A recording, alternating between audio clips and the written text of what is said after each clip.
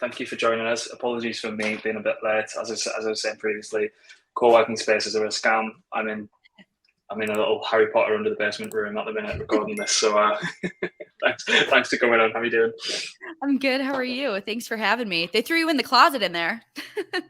Yeah, honestly, if I took this blurred background off, people might think I've been like captured by someone. And Blink this is like twice a if you're in danger. yeah, I think there might not be enough oxygen to like last 45 minutes on this call, so I pass out and just send help. Let's find out. So what's going on? As I say, we'll just keep it as open as possible. You've got an awful lot of shit going on as well. So what's the latest? We'll try and keep away from the F word and the S word as much as possible, but I can imagine it's going to come up in conversation. Yeah, I mean, there's been absolutely nothing going on in the market. So things have been really quiet, getting good sleep, not spending tons of time working or getting lots of questions. And the holidays, nothing. It's been great. On a more realistic note, so I mean, obviously a lot going on again, but I think on our end, I mean, working with Hxro, the nice part of all of this is like we're still shipping and there's a lot to be done. So, there's definitely some bright spots in the midst of like a lot of chaos. And, I think it makes you appreciate working with a good team a lot more. And as everyone's talking about these days, it also makes you appreciate DeFi and kind of everything that it's, been brought about to do and enhance. So, I mean, feels good to be in a good spot, but obviously, there's, it's not all sunshine and rainbows and roses right now either.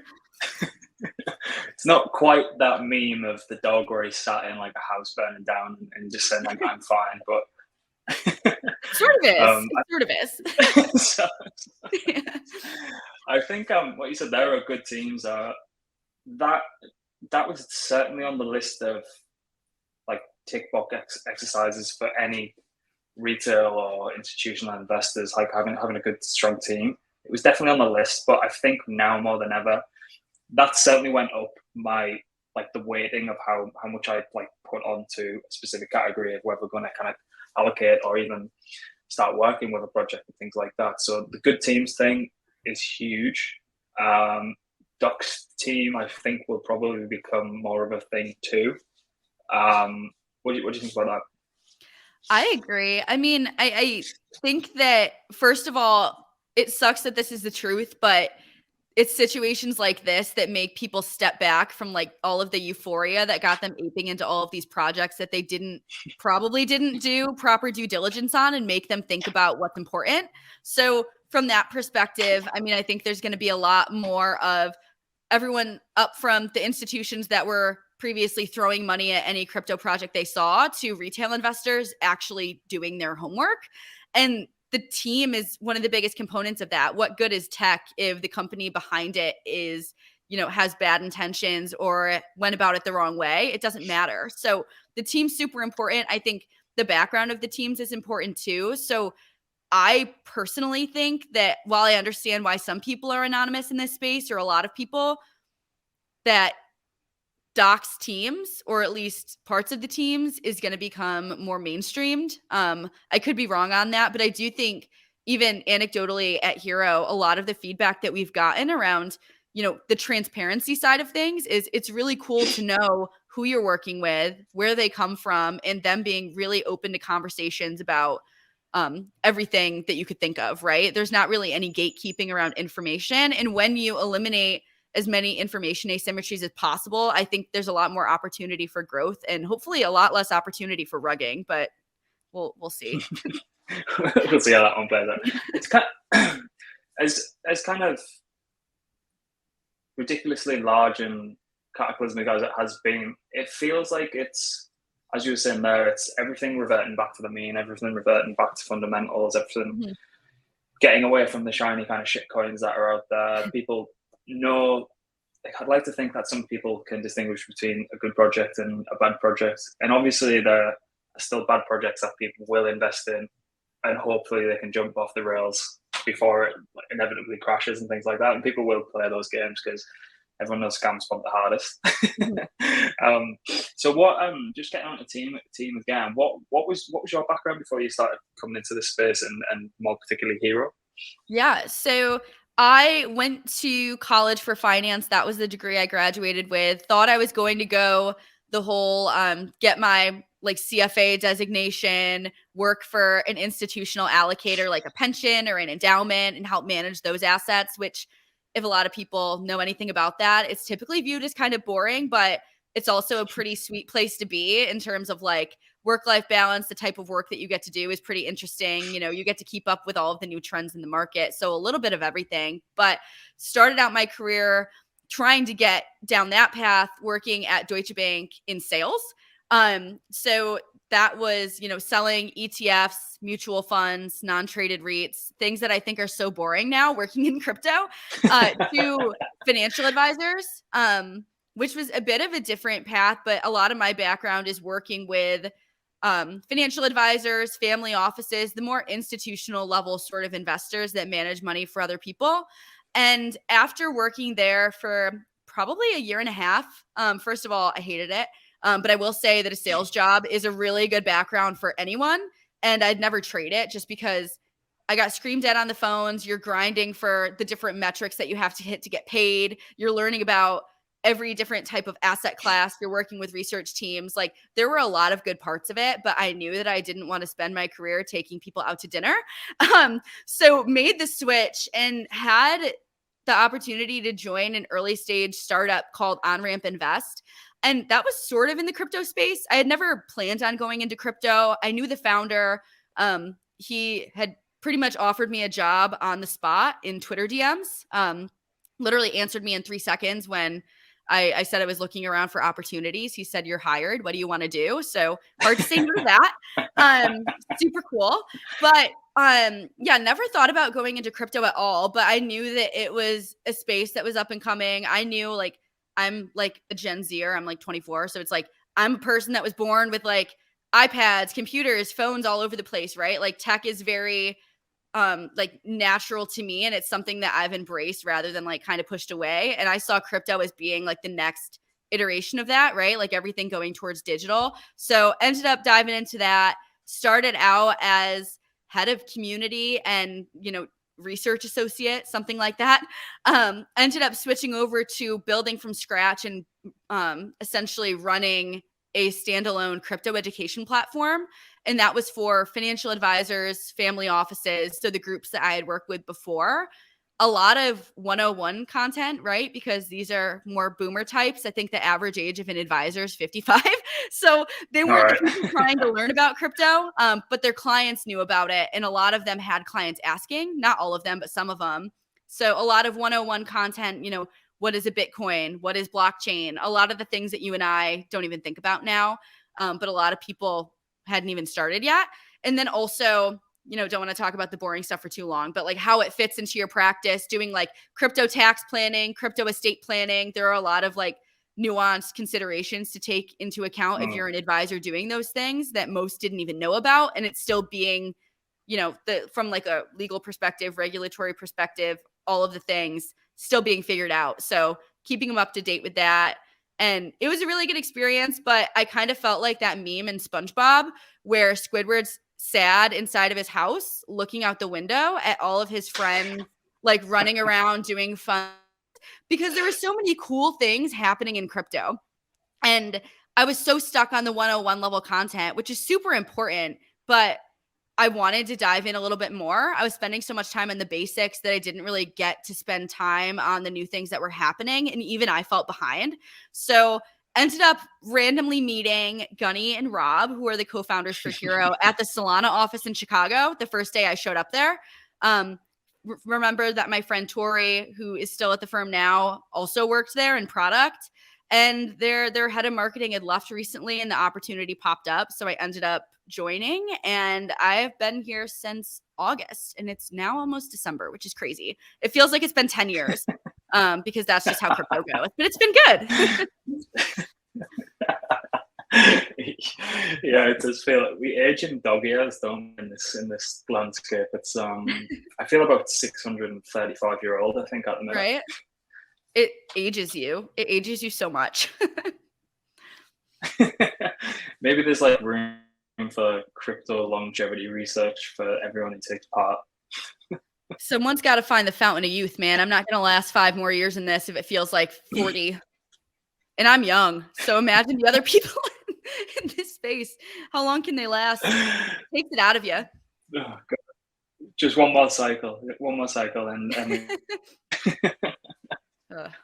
so have you found a marketing comms role? And from someone who, we do a lot of kind of leaning on projects that we work with to actually make their marketing and comms like one, consistent, professional, but also kind of understand the landscape that and the environment and their audience as well. And sometimes they just don't get it, or they're just not consistent enough, or they think they can just build it and people will come. So it's like, so how do you find like working in that role, and what is like the high level overview opinion of that kind of role and that way of communication in the space? Because I think it's severely underserved from my experience. It is. And so how I felt about it, I mean, I never formally did this before. So every single day I feel like I'm drinking through a fire hose, but I have something broken in my brain. I love that.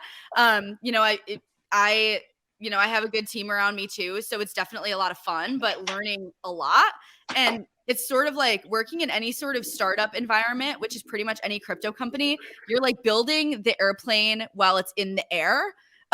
So, I mean, everyone's sort of winging it. And as soon as you realize that, the pressure sort of goes away and you just, fuck it, right? Like you just let it fly. And if it doesn't work, it doesn't work, and you adjust. The problem's when you don't adjust. And the one thing that I honestly had a little bit of difficulty with, and you'll probably laugh at this because I love how Blockmates has gone about it, is the hardest part for me to relate to, coming from a very buttoned up, conservative, regulated, traditional finance space with like a lot of boomer types and very strict comms rules and everything, is appealing more to the degenerate side of crypto. And to your point, there's such a balance that you need to strike, because I think at some point, if you want this space to become what it has the potential to be and get widespread acceptance, you have to remember that we're in such a bubble. And at some point, if we want the space to continue growing, you have to be able to communicate with a bunch of different parties. And the consistency part of it is probably the biggest thing, right? No one's thinking about your project as much as you are, and it's foolish to think otherwise. Like, you're in a space that literally doesn't stop moving. And if you aren't omnipresent and putting things out constantly and having touch points and doing something to differentiate yourself and also have a product to back it up, right? Like there's just not going to be patience moving forward in the long run for, shills, right? Like you're going to be able to spot those hopefully more easily over time, but who knows? And I think comms wise for me, it's been interesting, especially because Hxro is a primitive, right? So it's a little bit different than maybe some other projects where you're maybe just appealing more so to retail investors. With Hxro, there's an added layer, because not only are you trying to educate and get in front of retail investors who might interact with the apps that are built on Hxro, you're also trying to get in front of teams of developers. And the way that you speak to very technical people is a lot different than that mainstream retail crowd. And I mean, eventually too, like there'll be more institutional players that come from the space that I'm from, and you're going to have to speak to them differently too. So it's a lot to take in, and there's a lot to be considered. I think that a lot of projects in the short run kind of wing it on that front, where they just let it fly and make funny memes and jokes. And there's definitely like memes and everything are like a huge part of the culture. Like if you do that right, you're doing a really good job and you're going to get some traction, probably, hopefully. But there's going to be, in terms of playing the long game, I think there's a lot more to it. And I don't think I approach it the same way as a lot of people do. But another big part of my focus, and I'm biased because this is the background that I come from, but education is such a big part of the communications in crypto, just because the space is moving so fast. It's very technical, right? It was built by developers and they're not comms people. Like Bitcoin, the blockchain, and Bitcoin, the coin. The only difference between the two is that the blockchain is capitalized. Who knows that? No one knows that. And it makes things so much more confusing.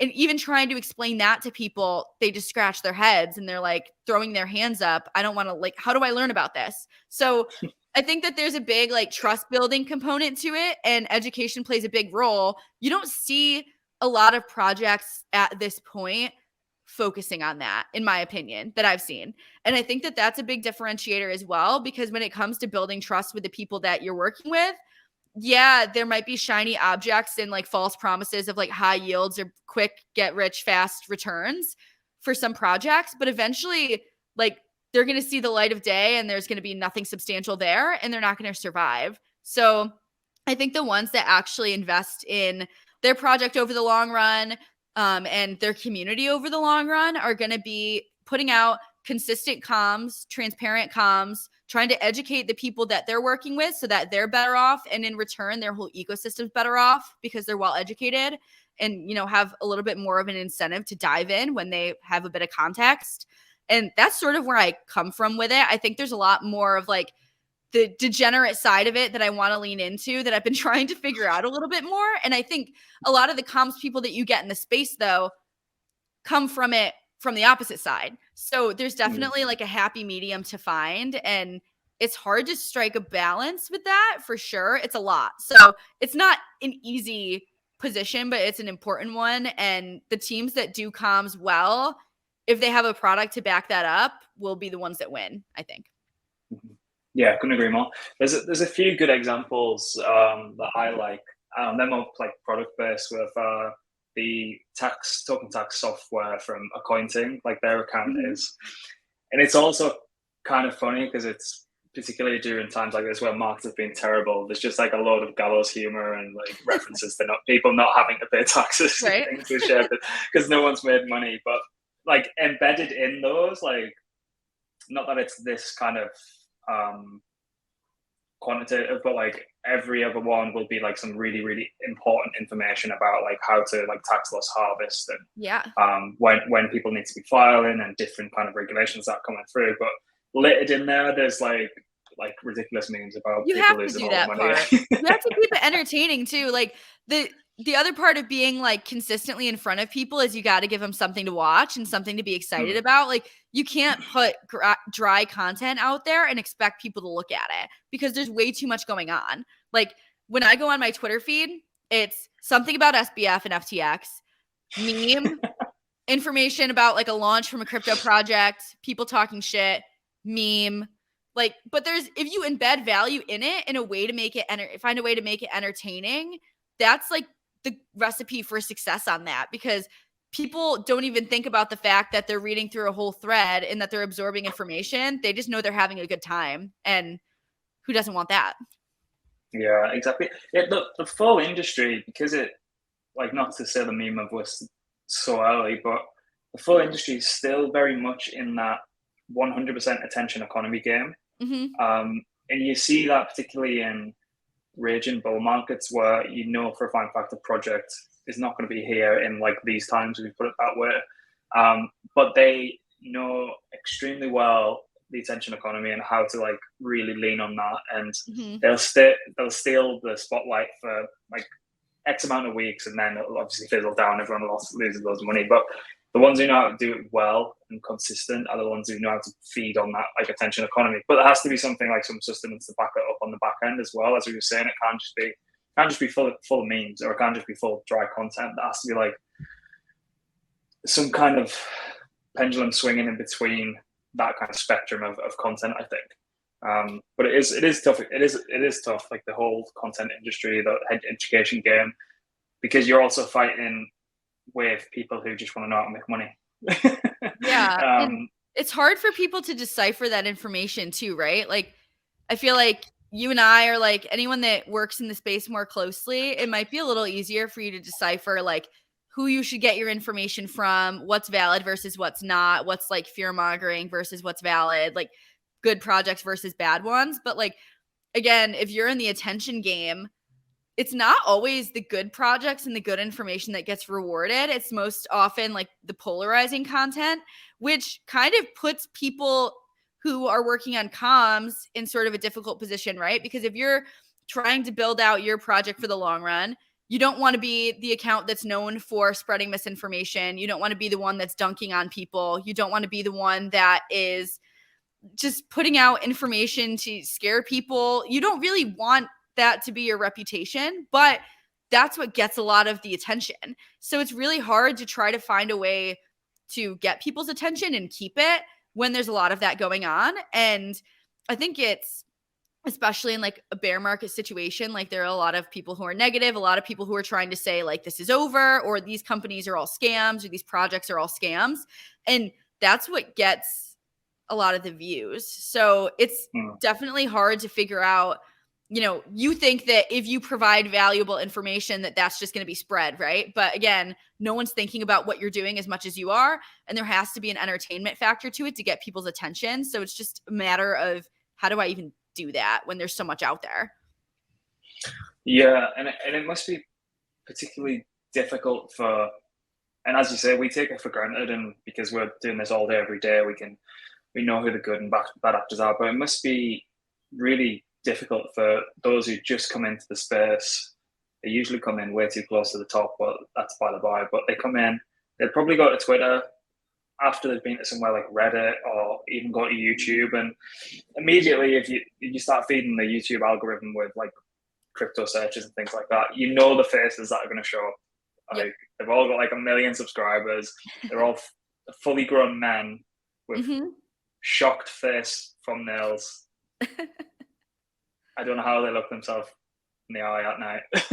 I'll sleep at night. Sorry. Maybe they don't. Yeah, maybe they don't. Well, by the way some of them are acting now, they quite clearly don't. But cutting through that is extremely difficult. I know with your own podcast and things like that, I know you cover some, as I say, more evergreen content and try and help out with the education aspect. So kudos. So what was the idea around the podcast as well? Just to kind of fill everyone else in who hasn't listened yet. Yeah. So first of all, to explain the name, but my Twitter handle for years now has been Dead Cait Bounce, like Dead Cat Bounce, which is great. But every time someone sees a tweet about a dead cat bounce, I didn't really think about the fact that they would tag me and say, hey, someone's like calling your name. Not the best thing to be associated with in hindsight, but people remember it. So I guess there's a silver lining. So my podcast is called the Dead Cait Bounce Experience. Just capitalize on that. But really the main point of it is I come from, again, a background of working in traditional finance or with people in traditional finance. And when it comes to crypto, I think a lot of the people that are building in the space put out content that is specific to those who are already in it. And that makes sense, right? Like you know your audience, you want to appeal to that. And that is a problem with onboarding people into the space. If I sent a Bankless podcast to someone that has never really learned anything about crypto, they'd probably listen for 5 minutes and stop listening. And that's not just a Bankless thing, just an example. But so much of the content out there is too much jargon, way too deep down the rabbit hole. And there's a place for that. It's great. I personally really like it, but it's intimidating to everyone. It shuts them out if they're new. And it's definitely not welcoming in any way. So I know from my past roles, kind of people need information told to them in the way that they're comfortable hearing it. And that's kind of how you guide them along. So coming from that space, my point of my podcast was appealing to a group, traditional finance, again, like financial advisors, institutional allocators, asset managers, anything really. And getting the guests that you'd normally get on these type of podcasts, but really scaling it back to information that's digestible, asking the questions that people might think are too stupid to ask in a setting with a lot of people from the crypto space, and really just stripping it down and saying, like, these are the core concepts that you need to understand that relate to your industry, and really making, like, drawing the similarities between where they are now and where crypto and DeFi and the future of the industry is going, to make it less intimidating rather than gatekeep it through a lot of the language that we use and a lot of the projects being built that could be really easily confusing. And not surprisingly, especially because we're in a bear market, the traction on it has not been what I'd like to see. But I also kind of knew that going in, that it was going to be more of a slow crawl, because this isn't really the group that wants to hear this stuff, right? Like, eventually down the line, you and I both know that, like, this space isn't going anywhere. And eventually everyone's going to have to at least learn about it, right? There are people who didn't want to learn about the internet, but it's still here, right? Like the builders are still building, the tech is still the tech. And I kind of equate what the internet did for communication, making it global, instantaneous, like making the world smaller. That's how I think of blockchain technology for value transfer and value storage online. So whether they want to learn about it now or not, it's inevitably going to become part of like the fabric of what we do every single day. Because when you know that something is faster, more efficient, and cheaper than what we use now, why would you go backwards? And why would you settle for that? So basically, it's catering to the group who might not want to hear it now, but this content's built for them when they want to. So most of them aren't there yet, but it's really building the bridges for when they're ready and trying to get them more comfortable with it. Because I know that when I started in the space, I was confused consistently for months, and I still get confused, which is totally fine, but it's a lot. And we take that for granted, again, working in the space. Like, there are so many crazy headlines I see every day, and I feel like I'm so numb to it now. You probably feel the same, of just like crazy shit coming out every day in the news. But my mom, pulling us out of the bubble, because most of the people I work with and are friends with and talk to every day are in the industry too. It just happens. I get messages every once in a while from my parents, from my siblings, from people I went to college with, and they're at a totally different spot. And it just kind of puts everything in perspective that, again, like, I hate saying it, but we are so early. And if we care about the adoption of the space at large, we can't ice out everyone that doesn't work in crypto. We have to find a way to like help them, I think. Yeah, it's got to be a space that's professes it's so inclusionary for the world. Sometimes it can be a little bit exclusionary with the information that gets put across. And I think it's really nice to hear you say that, because we're currently doing a lot of those kind of beginner guides that are getting getting written behind the scenes. So, and my opinion on it was something that you just backed up, which is great to hear. So I'm not truly an idiot. Was that definitely not? I've seen the reports you've written. You're definitely not an idiot. I was like, let's get this shit ready now when the newcomers aren't here. So when they do come back, whenever that might be, maybe that's 3 months, 6 months, a year, 2 years, at least when they're back, we're not scrambling around to try and pull all this shit together at last minute like a lot of other people will be. It's just like, have it there, ready, waiting. Let's keep it updated if we need it. But again, with the likes of your podcast and hopefully the likes of some of our articles that we're writing now on the really basic stuff, it's there, it's ready, it's in prepared. So all the hard work, we do it now while no one's watching, while no one's reading our stuff. Like, engagement's completely down. But once we kind of make our bed and get our shit together whilst no one's here, that's like, you just set a foundation. So when everyone just comes back, it's like, should be one of the first protocols and first uses of content, so they can kind of get their information from there. So I'm glad to hear that you're doing that as well. So you're not alone. You're not alone. If I have to edit another "What is Bitcoin" or "What is blockchain" article, I think I'll go mad. It definitely gets a little tiring at that point with like the very 101 level stuff. But I feel like the interesting thing that you guys do, and I was like a big fan before I got to like know you guys more, but the guides that you guys put out, I mean, the DeFi side of things and all of the projects that are being built out is such another level from even the 101 level, like blockchain and Bitcoin content, that it's such complex stuff. And again, like, super technical. It's solving complex problems, or maybe solving complex problems that do or don't exist. Maybe they do, maybe they don't.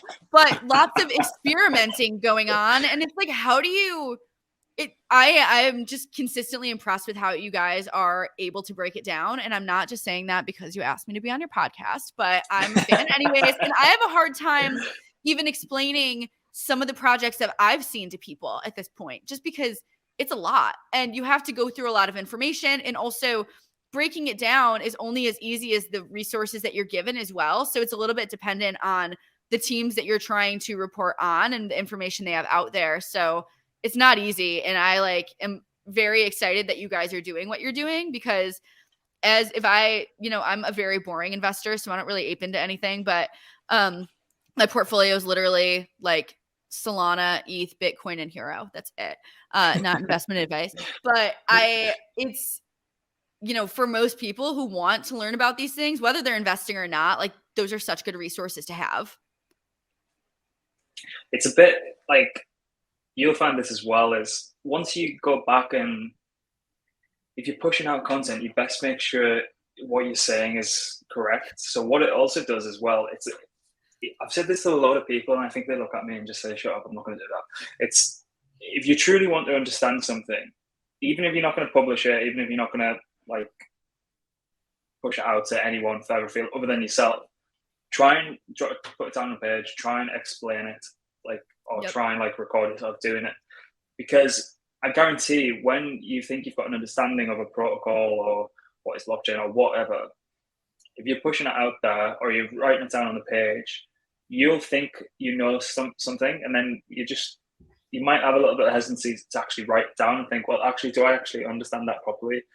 So I think it's been a huge growth and learning hack to actually create content, because you have to get your shit right, because the best way to get the right answer on the internet is to put out the wrong one. So, oh my God, yeah. So yeah, I think it's, if anyone listening, just write your ideas down on the page, check them, make sure you've checked it, send it to us if you want. I probably won't read it. I'll probably pass it to Jerry or Dan to read. But yeah, it's a good growth hack for learning, I think. Totally. What's next with Hxro? Because obviously we're well and truly intertwined with what's going on over there now, but because of all the stuff that's happening, as I said, attention economy, fight for understanding, it just feels like nothing that anyone is putting out is truly getting the daylight it deserves. So hopefully things like this can bring any upcoming catalysts and product updates and things to the forefront. Yeah, fingers crossed, right? So it's interesting because during all, I kind of mentioned this at the beginning, with everything that's going on and everything seeming like very dark and grim and sad and quiet. And a lot of people kind of either like leaving the space or not really interacting with anything that you put out. Not purposely, but Hxro in the past few months has launched both of its core primitives, really, its core protocols, or more than two actually. But first of all, on the derivative side, or derivatives dexterity protocol, and that one's more for like the baseline risk margining functions for any sort of derivatives contract, anything with a defined payout function, basically. So it's made to be very general so that anyone that wants to come in and build any sort of application having to do with derivatives can do so and modify that. And it kind of in conjunction with that, we also released Spandex, which is our custom risk engine that goes along with that derivatives protocol. So those were both very, very big deals that happened a couple months ago that went live on mainnet for Solana. And then actually, like, gosh, what was it, last week or the week before, we launched our parimutuels protocol. So basically any sort of dual outcome market can be spun up on top of this infrastructure. And we've seen a lot of interest. Don't want to give away anything for depending when this comes out, but have some announcements from the Hxro network side of the first application being built on top of that primitive since it's been launched. And we've seen a lot of interest on the gaming side of things. Think about most things that you would use parimutuel markets for on the traditional side of things would be like horse betting or like dog racing or anything that has like ranked outcomes. Essentially, it's a lot of sports things. It could be gaming type of things as well. But I mean, lots of purposes in theory, but those are the most popular. It really does make for, or at least have create the opportunity for a lot of really simplified games, whether that's, crypto or not, but bringing it on chain again, like you and I both know the benefits of doing these things, but you get the transparency, you get the real-time data specific to the parimutuel side of things. You're not going to wonder whether you're betting against the house. And you can see like the settlements in real time, everything like that. So kind of rambling a little bit, but those are the two main things that Hxro really set out to create. Don't want to speak for like my bosses, I guess, since I've been here since August, but those are the two main things that they really came in to build, with like the infrastructure for derivatives markets as a whole. And like, again, we're not an app. We're not like really building anything that's user facing at all. It's literally just building out the baseline infrastructure from people who, both of our co-founders at Hxro Labs, like core contributor for Hxro Network, I guess is like the technical speak there. But both of the co-founders who are the co-founders of Hxro Network, 25 to 30 years in traditional derivatives markets, super deep understanding of what that market infrastructure is. Again, they're both docs too, which I think personally, I think that, you know, holds a lot of weight too, just so you can see like these are the people that are building it. And that's super important when it comes to, especially around understanding risk. How can you build and solve for something if you don't very intimately understand what you're solving for and what all of the considerations need to be? So that's sort of my pitch around like working with Hxro on that front is, I mean, there are the people who like know this better than anyone, and it's going to be like very, very detailed in that regard for like what's considered and how that's implemented into like the protocols themselves. So that's super interesting. And then also for anyone that wants to build an app, whether it's like with the derivatives protocol, with their own risk engine or with the Spandex risk engine implemented, or on the pari-mutuels protocol, one of the main things that I didn't really mention before, but like the benefits underneath are like aggregated liquidity. Any sort of market, especially derivatives markets or short-term markets, you need to know that there is ample liquidity when you're interacting in those for obvious reasons. And any app that integrates or builds on Hxro Network has access to aggregated liquidity provided by various market makers. So you have that right from the start, and it's a lot easier to get started when you have that as a resource. And then also when you have the baseline infrastructure already created for you in a very thoughtful way. So again, we're not an app or anything like that, but those two protocols are both, you know, those two main primitives, I guess, are both live. And that's like really recent.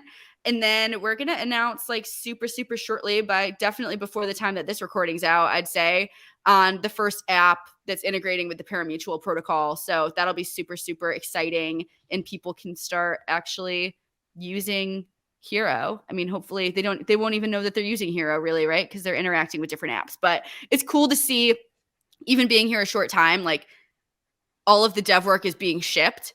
And especially in a time when things are quiet, like there are some teams that I think have purposely been quiet, but we had things to ship and we weren't going to wait for the market to get better to put out the things that we've been working on and have those as a resource. So we're just still shipping. And that's been super exciting and like a bright light during all of this.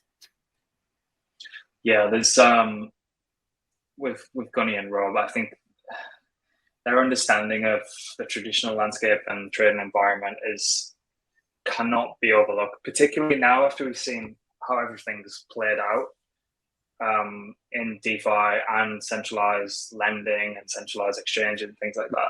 Risk has been like the buzzword of the day, and like it feels like no one understands it whatsoever. I think they realize they understand it in hindsight, right? It's not like a thought at the beginning. People want to build cool shit, and then they don't necessarily think through all of the repercussions and do the proper auditing or, you know, like analysis of the code and doing that really deep thinking beforehand and just let it into the world.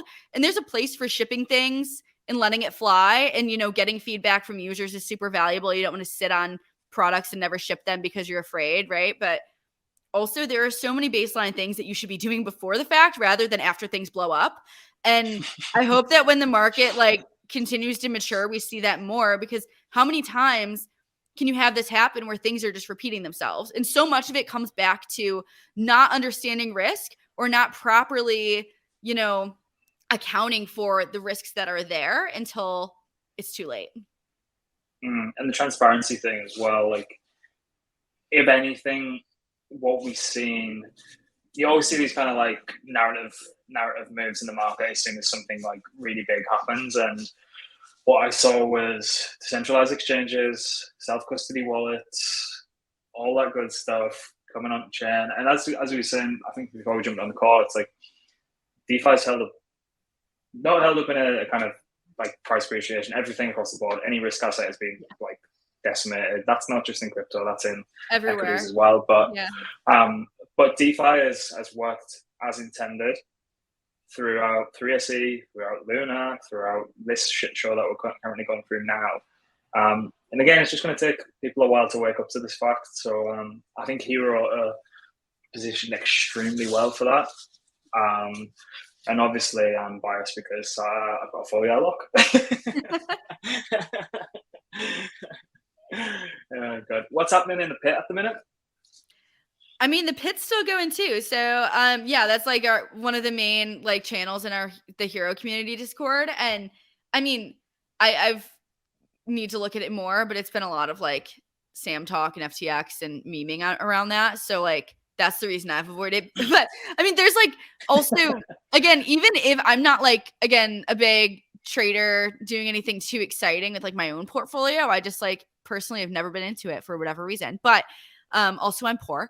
But there's so much alpha in there. That's the one that ages you. Yeah, that's the one that ages you. Right? Doing that shit all today.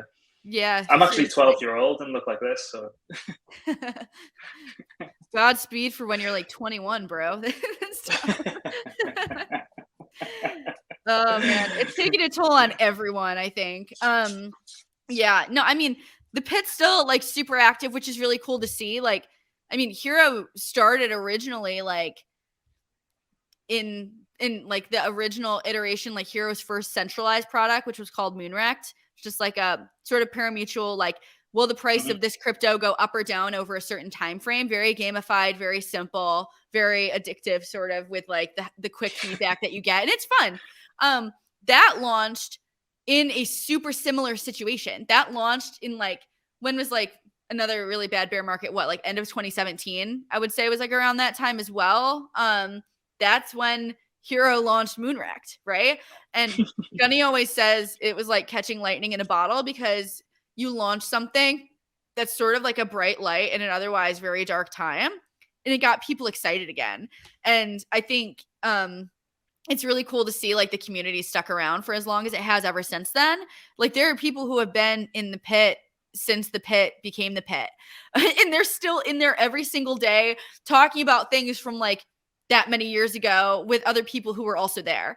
And I wasn't there, but it's really cool to see that like people have stuck around, people are still excited about things, and they're still willing to hang out with us. So, I mean, that's great. And that definitely hasn't stopped with everything going on. It was sort of like a check-in place for a lot of people too, when things went south, of like, you know, how's everyone doing in here? Like, let's talk about it. Like, always here for anyone who needs it, which is really cool to see. That place is like, there'll be people there maybe even 5 to 10 years down the line, because it's strange for anyone on the outside, because like fortunes are lost and made within Discord servers and things like that, and the camaraderie that happens in between that, you're effectively, there's a lot of people in ours, a lot of people in the pit that I'll probably never see ever as long as I live. But, and you know them as a profile picture, and you know them as a name, and you've seen everything that's kind of happened to them, or the trades, or they've lost money, or they've made money, or they're creating a product that they're looking for someone to help them build something and stuff like that. You effectively become bonded by like blood, sweat, and tears of the crypto markets in the early days. But it's just great. I find it absolutely amazing that like billion-dollar protocols can be spun up from within inside a Telegram group or Discord and things like that, from people who've never met anywhere on the planet. And it baffles me. And if I tell people from the outside that, they're just like, "Shut up, you're talking nonsense." But right, yeah, like didn't you find Jerry on Twitter or Telegram? Like, if you tell that to people who aren't active on social media and in those channels, they look at you like you're crazy. Like it's so hard to explain. Like most of my friends are from Twitter. Like I met them online. My mom says, "What are you doing tonight?" "Oh, I'm going to meet someone from Twitter." "Have you met them before?" "No, but I've talked to him for years." "Oh, okay. Like text me when you get home," because it seems so weird. But it's been such a good source of like friendship, resources, like professionally, like has helped so much. And then only more so with crypto, because crypto is so, like, to your point, we're at such a point where everything is so like socially driven, and you really have to be in those channels if you want to be successful, because that's where everyone else is. You're like war buddies with the people that stick around. I don't get when you hear people who, I live in a part of the world where there's a lot of kind of peacocks, shall we call them, and you hear kind of passing conversations, and then you end up getting to be talking to them, and it's like, oh, what's your like handle on Twitter or whatever? Like, oh, I don't really use Twitter. I use like Reddit. I'm like, stop lecturing me on on how this space works if you don't have a Twitter account. Right. Your Twitter account's hilarious, by the way. You crack me up with some of the tweets. I am chronically online. I think I have a problem, but I mean, it's more positive than it is negative. At least that's what I'm telling myself. So I'm not stopping myself anytime soon. No, keep it going. Honestly, it's because as you say, it's there are people who you can tell they're really like down bad, and people are getting really reactionary, which is completely understandable because some people have lost money from no fault of their own. And then there's people, just as a point, building through or creating something through a bear market makes the bear market so much better. So if anyone's listening, that is at a bit of a loss, then just go and see what transferable skills you can pass over to a project and help them. If you're not doing anything else and you were just primarily trading, that's a recipe for like going insane, in my opinion. This is the time to get involved, I'd say. Yeah, 100%. Yeah, make yourself like known. You want to buy the bottom, not the top. Exactly. Yeah. Right, I'm gonna get kicked out of this room in about 3 seconds. Well, about 3 minutes actually. But I really appreciate you coming on, and I want to be a guest on yours, so I'm putting you in we have to schedule you guys. You and Jerry and Dan have to come on. I can have all three of you on at once, which might be a lot, but I'm willing to try. I don't know why anyone would want to speak to all three of us at once. We just call each other horrible names and stuff like that all day. Keeps it entertaining though, which is exactly what I want. So it's perfect. Oh yeah, that's perfect. Caitlin, thanks again, and we'll put all this stuff in the description where to find you, and you'll probably see some more Hxro propaganda from our side because we're big supporters of it. So keep an eye out. But yeah, thanks again, everyone. And just one final thing, I do get the stats of people who watch and don't subscribe and things. So do all that kind of stuff because yeah, it's a little bit demoralizing. So it's literally there. All you have to do is press the button, and that'll make me happy.